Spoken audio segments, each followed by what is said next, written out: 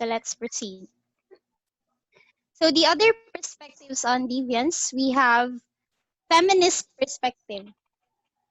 So feminist perspective use deviance as a structure of power, wherein it sees how people are being treated based on the power, the resources, or the wealth they have, or more specifically in this context, what gender they are.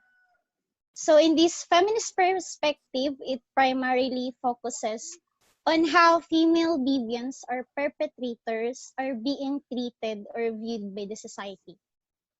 So usually, society views female deviancy with double standards or what we call biases.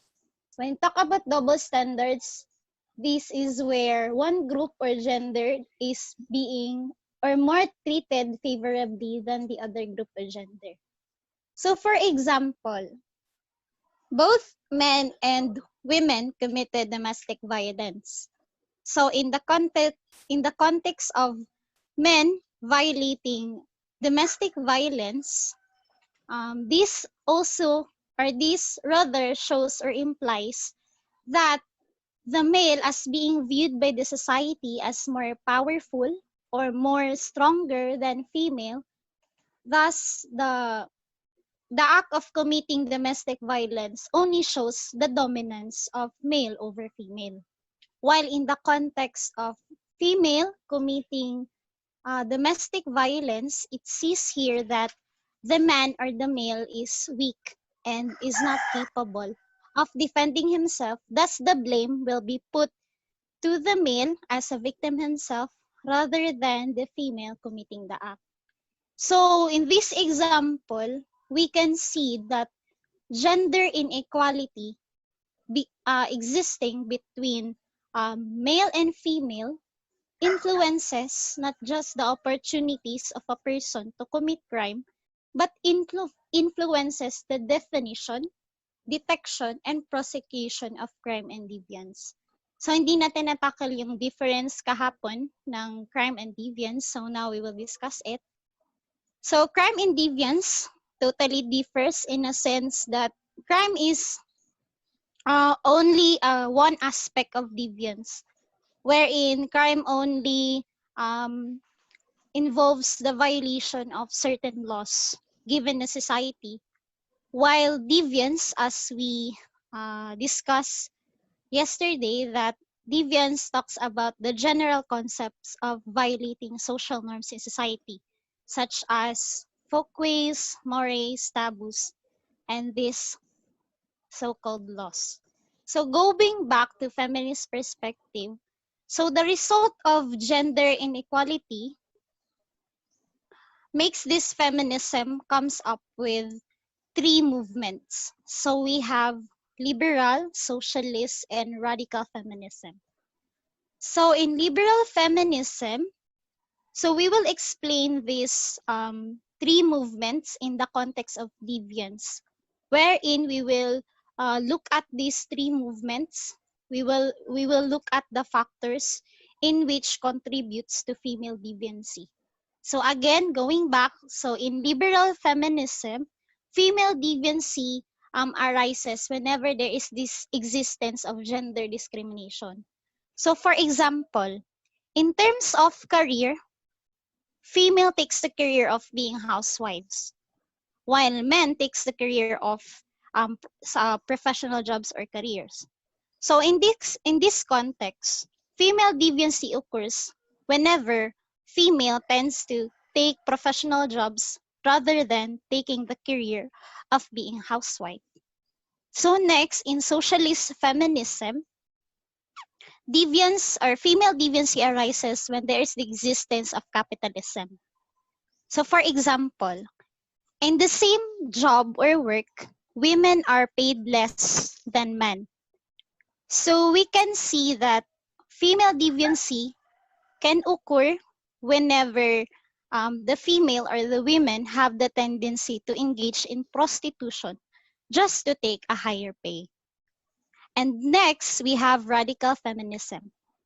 So female deviancy arises in radical feminism when there is this patriarchy. And as we all know, patriarchy is the main um, idea or the central concept in which feminism emerges. So when we talk about patriarchy, it refers to the social system in which men holds primarily the power and predominate the roles in terms of social, political, and economic aspects of society. So with this, we can see that female deviancy occurs because of this patriarchy system in which it promotes oppression, it promotes marginalization and discrimination to women, which causes them to commit deviance. So next, very fast lang ba yung ano? Or okay lang ba? So next, we have postmodernism perspective. So here, it focuses on the intertwining or interconnectedness of knowledge, power, and social control in defining what is deviance through the use of what we call surveillance. So this idea or concept can be traced back from Michael Foucault's study of prison, wherein he used to illustrate the panopticon structure as a form of surveillance before. So as you can see in the slides, we have here the image of panopticon structure. So panopticon structure, this is where a panopticon tower is placed on a circular prison. So this panopticon tower gives prison officials the possibility to completely observe all the criminals and their behaviors at all times. So with this example or illustration, we can see that as the prison officials increases their knowledge or know-how about the criminal's behavior, therefore it increases their power over the criminals. And if there is this increase of power, therefore there is this maintenance and stability of social control. So with this concept in these contemporary times, we can describe it now as having the use of CCTV cameras, mga computers, and other devices in which we use as a form of surveillance as of today. So this surveillance serves as the one of the controlling agents in regulating deviant behavior. So next, we're going to discuss personality disorder. So what is personality disorder? So it refers to a long pattern of thoughts and behaviors which interferes day-to-day functioning.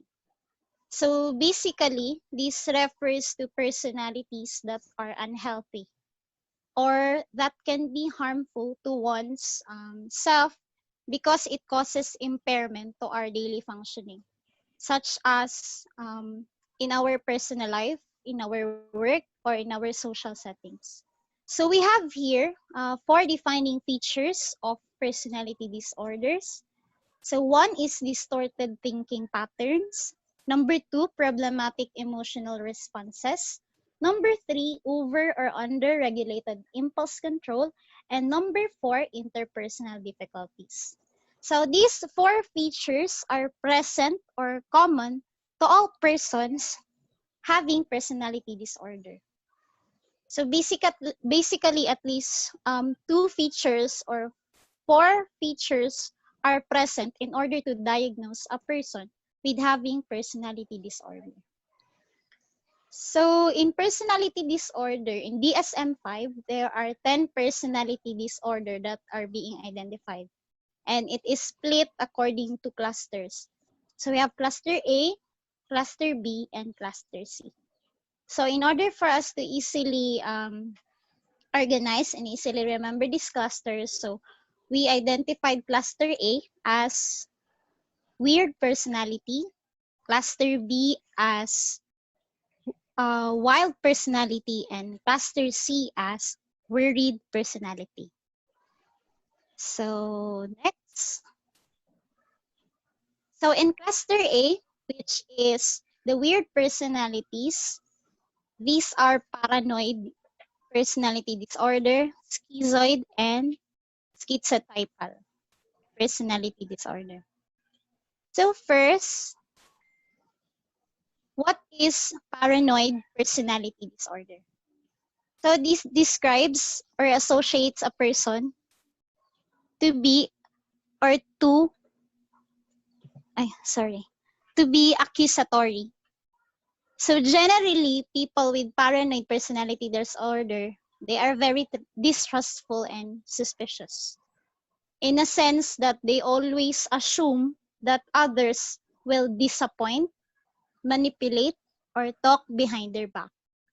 So these people wanted to ensure loyalty coming from family and friends.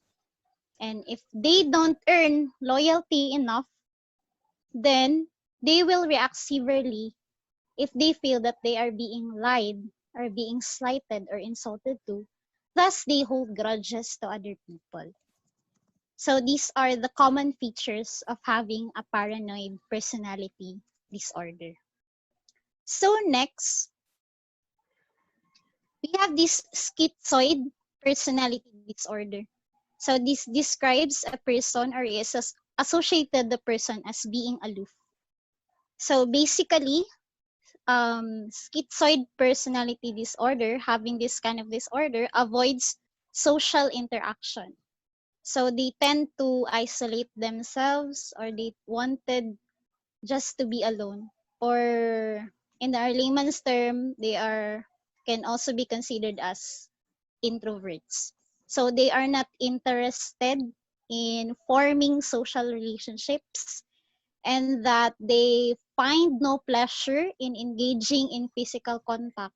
For example, they do not engage in sexual activity or in holding hands or having relationship. So they also have this flat affect or emotional blunting. So in our layman's term, these are the so-called having this poker face because you cannot identify facial expressions, whether in impulses, positive or negative remarks. So that is a schizoid personality disorder. So next, we have schizotypal, describes as or associated the person as being awkward. So schizotypal and schizoid share the same features rather in terms of having these few close relationships wherein it wherein it in schizotypal personality disorder, they have close relationships because they are unable to maintain it, while in schizoid personality disorder they have few relationships because they are basically not interested in engaging. So in its schizotypal, it has its special feature such as having this magical thinking and ideas of preference. So most likely, they have this odd and bizarre behavior. They usually believes in superstitious beliefs and such. So this is the schizotypal personality disorder. So next, we are in the cluster B, or what we called as the wild personality. So in cluster B, we have antisocial, borderline personality disorder, and histrionic, and lastly is narcissistic.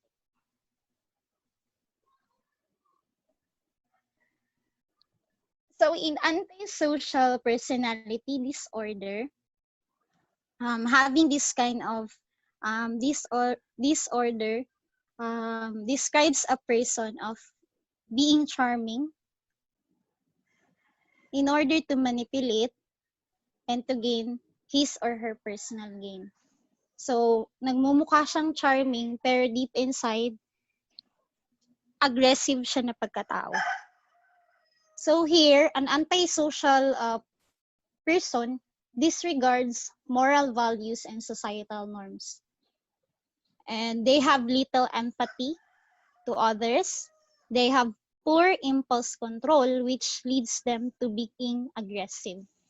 So mostly we can say that an example of having antisocial personality disorder is those people who are engaging in bullying, or those people that are bullies. So they are willing to hurt others if it helps them. Thus, they are also referred to as, or called as, sociopath or psychopath. So they overrepresented in prisons, and they are also engages most likely in substance abuse. So the unique feature of this antisocial personality disorder is that people can only be diagnosed with this personality if they are over 18 and with history of conduct disorder. So next, we have borderline personality disorder. So here, we are looking at the unstable moods of a person, be it having this mood of intense joy and rage. So here, people are having these unstable moods. So ang stable lang sa kanya is yung unstable moods niya. So yan yung borderline personality. So most commonly, having this borderline personality disorder has this so-called splitting na defense mechanism. For example, in a job, they see it as either purely good or purely bad. So having borderline personality disorder also, they are being terrified of abandonment. So they tend to engage in suicide whenever they have this kind of fear. So they also engages in intense relationships. And next we have histrionic personality disorder. So the main feature of this disorder is that people are very attention seeking, and they are in excessive emotionality. So they wanted to manipulate others by drawing attention to them. So for example, we have here inappropriately flirtatious and telling overly dramatized stories. So all they wanted is to gain attention from others in order to satisfy their own needs. So people viewed them as being shallow, flighty, and egocentric. So they also engages in superficial relationships. They have a lots of acquaintances, but with few deep relationships. So next, we have narcissistic personality disorder. So having this personality disorder, a person having this kind of grandiosity, or having this grandiose self-image, na this person thinks that he is very attractive, he is very intelligent, he is very talented, and he is the best compared to others. So this idea of grandiose self-image as being narcissistic is kanan totally opposite pala siya. Having this grandiose self-image is having this fragile self-esteem. So when talk about fragile self-esteem, they are vulnerable to criticism and lashes out when feeling slighted. So parang pag natatapakan mo yung pride niya, nagiging maselan yung pagtingin niya sa sarili niya. So hindi niya tinatanggap yung mga criticism na ibinibigay sa kanya. Kasi feeling niya siya ang the best, siya ang matalino, siya ang attractive. So ganun ang narcissistic personality disorder. So next, so nandito na tayo ngayon sa cluster C, which is the worried personality. So under cluster C, we have avoidant, we have dependent, and we have obsessive compulsive. So I know na very familiar na ito sa inyo, no? So in cluster C, we have avoidant personality disorder. So it describes or associates the person as being cowardly. Usually, people with avoidant personality disorder are shy, timid, socially inhibited, and with low self-esteem. They feel or they view themselves as being incapable, inadequate, and undesirable. But deep inside, they wanted to have close relationships, but they do not take risks in doing so. So they avoid these social situations, and it results to having them the hard time to meet other people. So this avoidant personality disorder, person having this has also the tendency to be very hypersensitive to rejection and negative feedback. So the more that they feel that they are being rejected, the more that they become withdrawn to others or from a group or from a society. So next, we have dependent personality disorders. So they are described or associated as clingy persons. So they have this intense fear of separation and rejection. So from the word itself, dependent, so we ended here in dependent personality disorder. So again, talking about dependent personality disorder, these people are described as or associated as clingy people. So from the word itself, no, they are very dependent to others. So they cannot stand for themselves alone. So they have this intense fear of separation and rejection. They are very overly dependent, or should we say very clingy to relationships, which is sadly um, which is sadly na they most of these dependent people are being abused. So in dependent personality disorder, these people holds on to someone who completely takes care of them. So they have this difficulty making simple decisions because they wanted others to take care or decide for themselves. So they have this lack of self-confidence that they think that they cannot care for themselves. So that is a dependent personality disorder. So next, we have this obsessive compulsive personality disorder. So I can really relate to this one.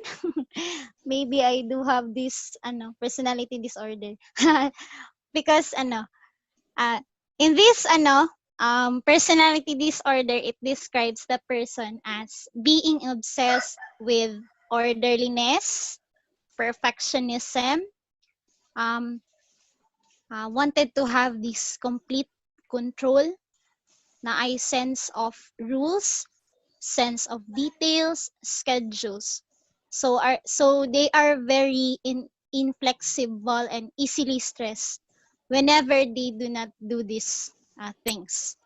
So they are surprisingly inefficient because they spend extra time in planning and worrying.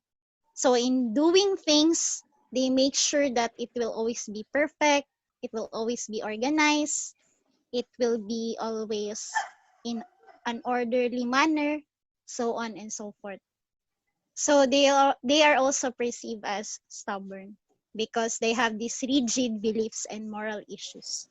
So that is an obsessive compulsive personality disorder.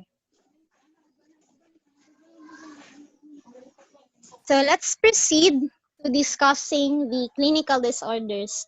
So in personality disorder, that is categorized in the axis 2 of the DSM-4, while this clinical disorder is categorized in axis 1.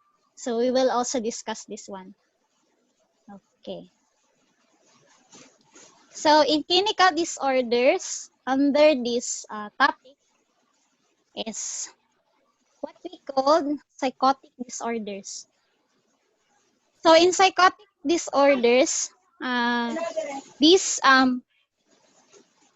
people having psychotic disorders, or we can identify people having psychotic disorders through the following, such as difficulty in thinking clearly, difficulty in making good decisions, difficulty in distinguishing reality from imagination, and difficulty in behaving appropriately.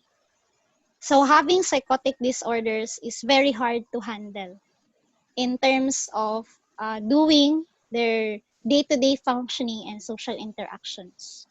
So if this is untreated, therefore it will resolves or results the risk of harming oneself. So what are these psychotic disorders? So these are the symptoms given in a psychotic disorders. So we have positive, negative, and cognitive symptoms. So in positive symptoms, this is called positive because there is this addition of behavior in a normal behavior or experiences. So there is these delusions, hallucinations, disorganized speech, and abnormal motor behavior that is being added to the normal behavior. So delusions and hallucinations differs in a sense that delusions is purely on false beliefs, while hallucinations is the faulty perceptions, meaning there is this false na nakikita, naririnig, or nafe-feel. While ang delusion is um, may bagay ka na akala mo or akala mo totoo pero hindi pala siya totoo. Yung belief mo na parang totoo pero hindi pala siya totoo. Yun. And disorganized speech refers to a person having this kanang papalit-palit ng topic or ng discussion, tsaka yung mga pagsasalita na hindi naiintindihan. So yan yung disorganized speech. And we also have this abnormal motor behavior. Then next, we have negative. So when we talk about negative symptoms, this refers to the absence of a normal behavior. So they are highly associated with schizophrenia. So example is affective flattening characterized by emotional expression, eye contact, speech intonation, and lip movements. So next, cognitive symptoms refers to having difficulty in understanding and expressing one's thought and having this poor memory. So we can classify psychotic disorders by having these symptoms being present. So maka-classify natin ang psychotic disorders kung present ang ganitong mga symptoms. So under the psychotic disorders, we have schizophrenia. So when we can diagnose a person by having a schizophrenia when these symptoms are all in the three categories, which we have discussed in the previous slide, the positive, the negative, and cognitive. And then the diagnosis is that 2 or more symptoms must occur during a 1-month period and at least 2 symptoms. So we can diagnose a person having a schizophrenia when there is at least 2 symptoms that are present, as what we discussed in the previous slide, and its duration is occurring for 1 month. So meron siyang schizophrenia. And there are also times na yung mga symptoms, nag-i-exist siya for almost 6 months. So, at least 2 symptoms such as delusions, hallucinations, or disorganized speech. So, we can say that there is disorder pag naaapektuhan yung daily functioning ng isang tao. Diba? Because normally, yung mga natackle natin na behavior, normally, meron tayo nun. Pero, nagiging disorder lang siya kapag tumatagal ang ganoong mga behavior at nakakaapekto siya sa mga pang-araw-araw natin na ginagawa. So, next, we have number 2, which is the delusional disorder. So, we can diagnose a person having this delusional disorder when there is one or more symptoms that is present and it occurs for less or over 1 month. So, in delusional disorder, hallucinations can be present.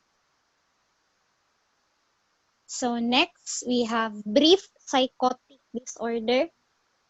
So when we talk about brief, it means that symptoms such as delusions, hallucinations, disorganized speech, and grossly disorganized or catatonic behavior are only present for less than 1 day, for not more than 1 day but less than 1 month. So yan yung brief psychotic disorder. So nakaka-experience siya ng mga delusions, hallucinations, and disorganized speech, so on and so forth. So number 4, we have this schizoaffective disorder. So this involves the major depressive, manic, or hypomanic episode. So this onset of disorder comes before and after psychotic symptoms.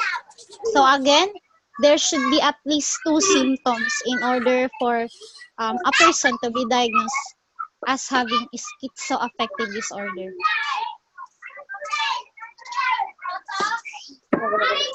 So next.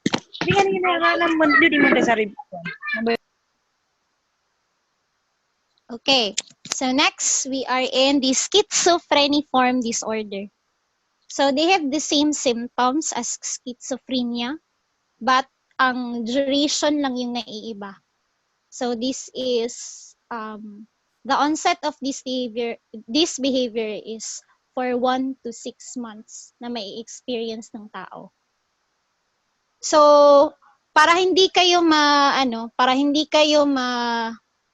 yung tawag niya sa Tagalog, para hindi kayo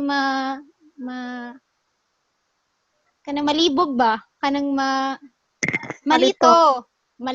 Para hindi kayo malito sa schizophrenia, schizophrenic, brief psychotic, schizophreniform, yung tatandaan nyo lang is yung duration or yung onset ng sakit na yun. Diba? So, dun lang talaga nagdi-differ.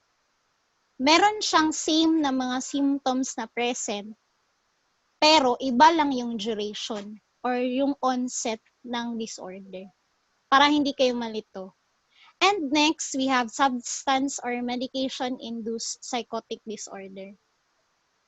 So, ang special feature lang ng psychotic na disorder na ito is the involvement of substance or medication.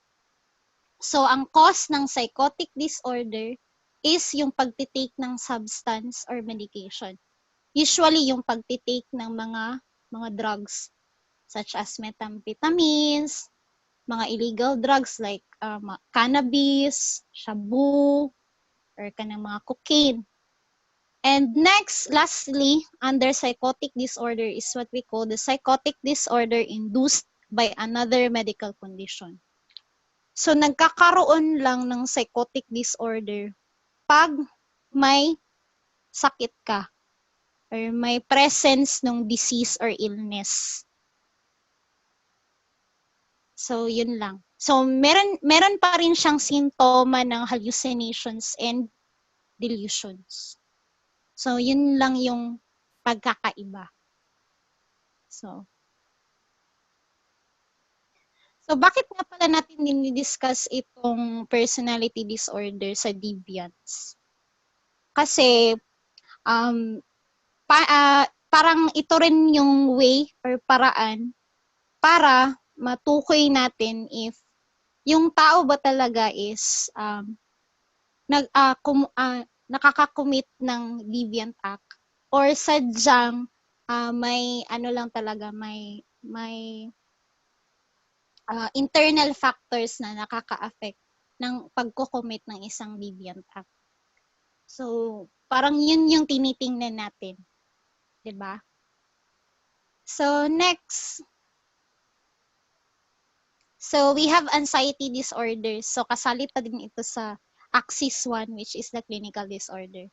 So, talking about anxiety disorders, so focus tayo ngayon sa mga disorder na nagko-cause ng anxiety sa isang tao. Diba? As you can see in the slides, anxiety disorders are individuals who worry when there is no specific threat or interferes with everyday tasks. So, nagiging disorder yung anxiety kapag hindi na nagfa-function yung tao sa kung ano yung normal na functioning niya. Okay? So, the key symptoms of anxiety disorders, so we have two. We have first, fear, and number 2 is uncontrollable anxiety. So, talking about fear, this is an emotional response to a real or perceived imminent threat. Meaning, nag-o-occur yung fear pag may stimulus or may isang bagay nagti-trigger sa'yo na mag-cause ng fear. And then we have this uncontrollable anxiety. So, meaning uncontrollable, meaning hindi makontrol na anxiety. So, next. Under anxiety disorder, we have this generalized anxiety disorder. So, this refers to excessive anxiety and worry for better part of 6 months. So, a person having this generalized anxiety disorder has this difficulty to control himself but not having panic attacks. So, ang generalized anxiety disorder, nadadiagnose ang tao or nagkakaroon ng ganitong disorder kapag tumatagal siya for 6 months. So, in adults, mga less than 3 months yung existing ng excessive anxiety and worry, while sa children is only 1 month. So, ano yung mga symptoms ng under ng generalized anxiety disorder? So, we have restlessness, fatigue, difficulty concentrating. So, there are times na blanco yung mind natin. Irritability, madali tayong nagagalit. You have this muscle tension and trouble sleeping. So, generalized anxiety disorder, take note na hindi siya cause ng anumang drugs or medications or medical conditions na ating tinitake. Sadyang ang person or yung tao lang talaga is nakaka-feel ng excessive or sobra-sobrang anxiety and worry. So, yun yung generalized anxiety disorder. So, next, we have separation anxiety disorder. Very familiar tayo, sa separation or what we call sepangs sa ating layman's term. So, in separation anxiety disorder, this disorder occurs when there is this separation from someone that the person is very attached with, such as sa parents or sa friends. So, nagiging disorder ang separation ng isang tao sa attached na person or specifically sa parents niya or sa friends pag nagkakaroon ng inappropriate or excessive fear and anxiety. So, lahat talaga ng sobra is masama talaga siya. So this separation anxiety disorder also may lead to factitious physical complaints. So yung separation anxiety disorder, matatawag lang natin yun or matatawag natin na nakaka-experience ng separation anxiety ang isang tao. Pag sa adults, nagtatagal siya ng 6 months. Pag sa children and adolescents, nagtatagal siya for 4 weeks. And next, we have specific phobias. So very common ito sa atin yung specific phobias. So this involves or refers to fears or anxiety about a specific animal, object, or situation. So ako, yung specific phobia ko is yung takot ako sa ahas. Kahit walang reason, kahit hindi ako tuklawin or makita ko lang yung ahas, parang grabe na yung fear na nafe-feel ko. So yun pa lang tawag nun, specific phobias. So this fear anxiety for a specific animal, object, or situation lasts for not less than 6 months. And symptoms occur only when the individual is faced with a trigger that causes anxiety. So individual often realizes fear is excessive. And nagkakaroon pa din ng impairment sa functioning. Diba?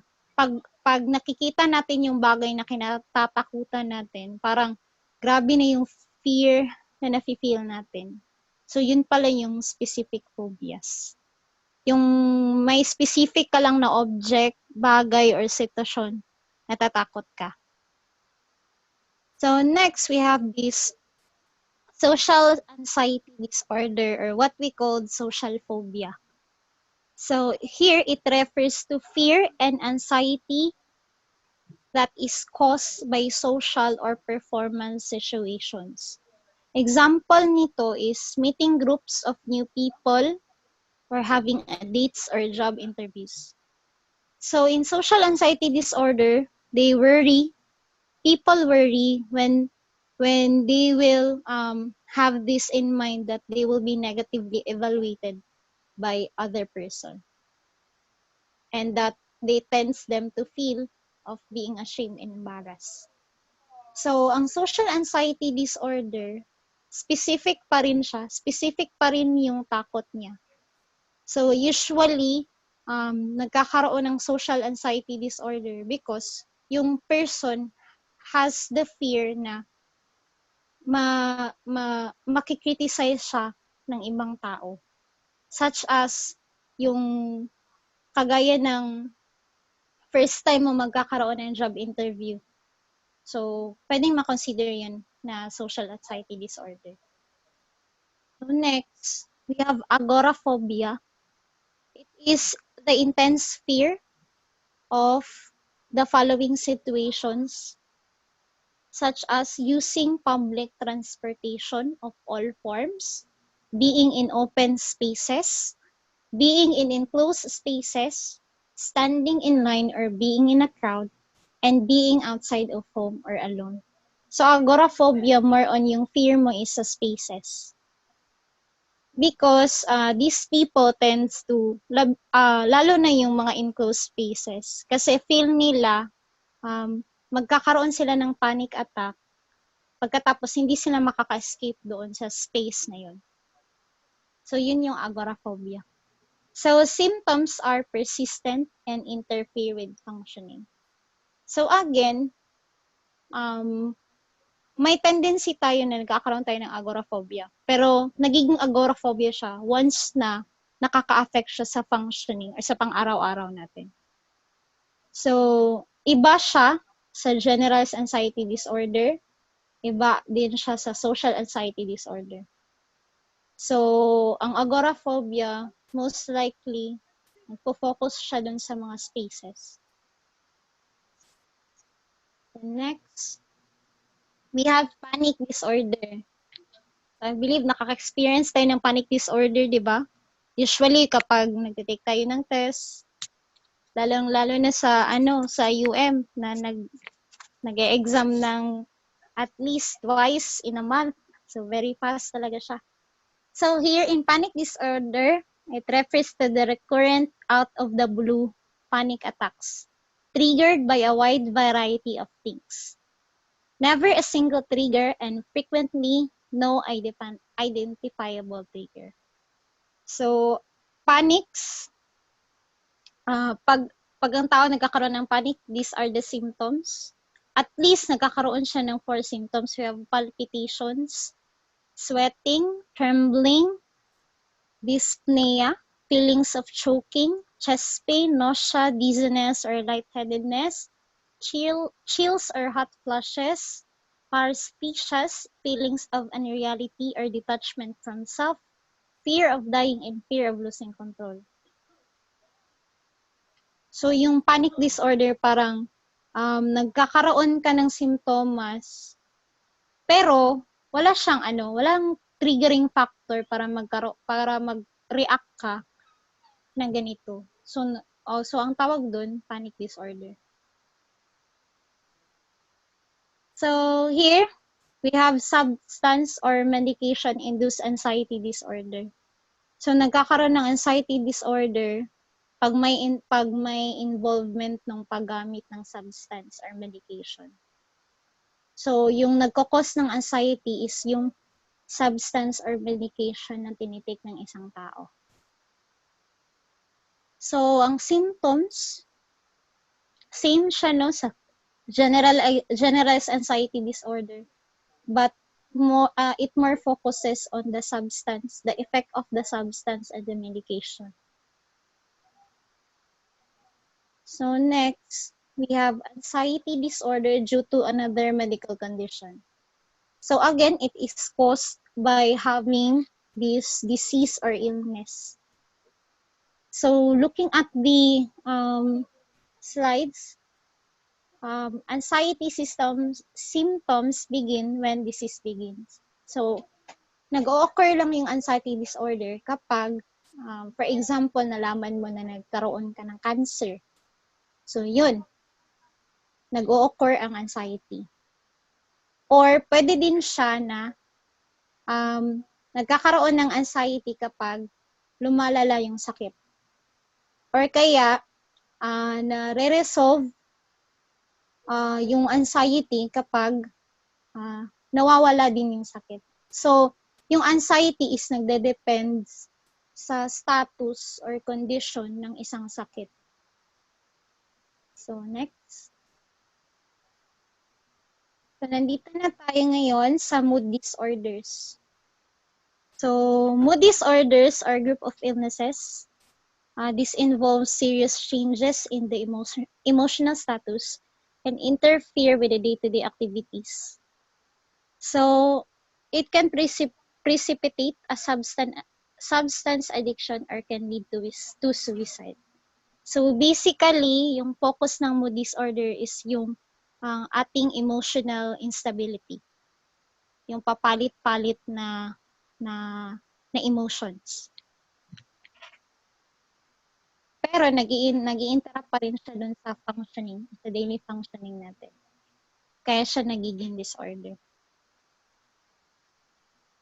So, under mood disorders, and I-emphasize dito yung depressive episodes or yung feelings of depression. So, nandito yun, under dito sa mood disorders. So, in depression or depressive disorders, there are 9 major symptoms. So, we can identify or diagnose a person if he or she has these symptoms given. So, first, the feelings of being depressed, hopeless, or lacks a sense of purpose. So, number 2, anhedonia, diminished interest in activity that used to be pleasurable. So, yung feeling na, for example, you like gardening, and then may times na parang hindi ka na nagiging happy or hindi mo na yun ginagawa due to having this kanang feelings of depression. Number 3, weight gain or weight loss. So, nanay diri no, itong mga stress eating, mga weight loss, mga diet. Number 4, sleeping too much or too little. So it's either people here experiences insomnia or hypersomnia. Number 5, too much energy or too little energy. So people here people has the tendency here na not to move around or just to sleep and sleep and sleep. Then number 6, feelings of worthlessness. The feeling of not being valued, the, the feeling of being rejected or not being worth it. Number 7, excessive guilt. Number 8, difficulty concentrating. And number 9, recurrent thoughts of death or suicidal ideation, with or without a plan. So the first disorder under mood disorder, we have major depressive disorder. So people that will be diagnosed having this kind of disorder should have at least uh, two symptoms that is um, present in what we have discussed in the previous slides. And these symptoms should last for 2 weeks para masabi natin siya na nagkakaroon siya ng major depressive disorder. So next, substance or medication-induced depressive disorder. So, nagkakaroon ng depressive disorder once nagtitake ka ng substance or medication or once na nagkakaroon ka ng withdrawal dahil tinitigil mo na yung paggamit ng substance or medication. So, yun yung cause ng depressive disorder. So, nandito, may example dito. A depressed mood in the context of withdrawal from cocaine or the so-called cocaine-induced depressive disorder. So, yung nagkukos ng depressive disorder niya is yung paggamit niya ng cocaine. Yung specific na substance na yun. Then, we have depressive disorder due to another medical condition. So, again, the depressive disorder only occurs when a person has this kind of medical condition. Meron siyang disease, meron siyang illness, be it chronic, be it terminal disease. So they are distinguished from major depression based on, number 1, absence of depressive episodes prior to the onset of the medical condition. Number 2, condition has the potential to cause depressive disorder.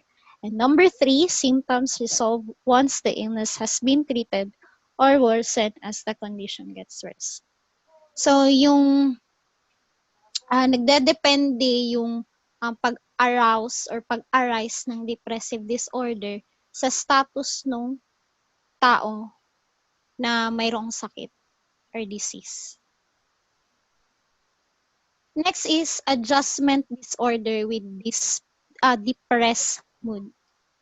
So here, nagkakaroon ng adjustment disorder. For example, yung bagong kasal ka or kaya yung bagong lipat ka sa neighborhood nyo. So, ang tawag dun is adjustment disorder with depressed mood. So, masasabi natin na nagkakaroon ng adjustment disorder ang isang tao kapag nagtatagal ito ng at least 6 months. And then, it causes distress and functional impairment. So, next, we have premenstrual dysphoric disorder. So, talagang makakarelate yung mga girls natin nito, no?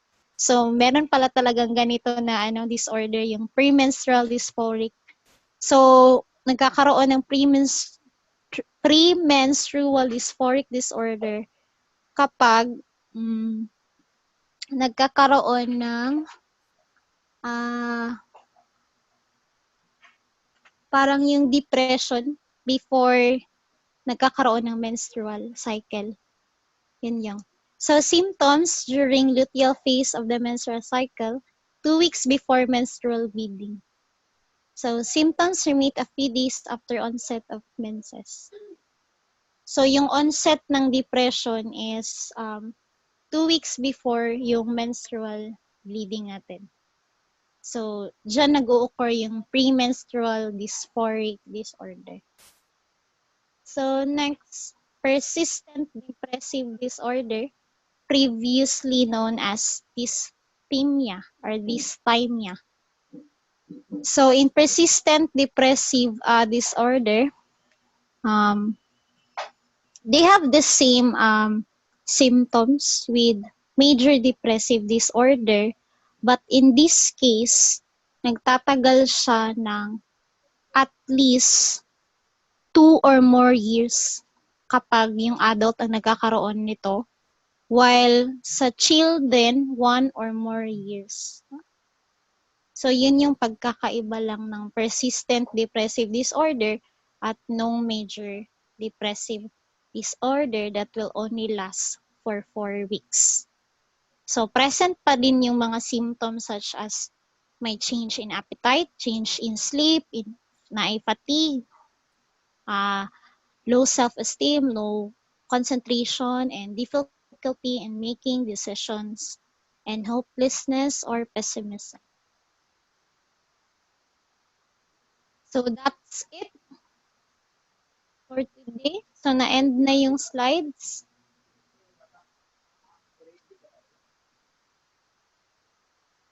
So, sana si Ma'am Des? Hello, Ma'am Des? Hello, Jai. Tapos na po, Ma'am. Done with the, deviance, Yes social po, deviance, ma'am. lahat-lahat? Yes po, Ma'am. Okay, so guys, do you have questions? Clarification? Naintindihan ba?